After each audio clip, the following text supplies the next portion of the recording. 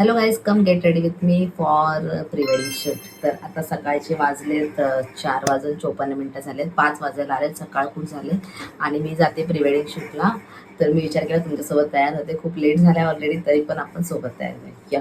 मी तुम्हाला दाखवते मी काय वेअर करते. एक सेकंड. तर गाईज, मी वेअर करते ही पिंक साडी, मस्तपैकी खूप सुंदर साडी आहे. पहिला तर आपण मेकअप करून घेऊया आणि त्याच्यानंतर मग ही साडी वेअर करूया.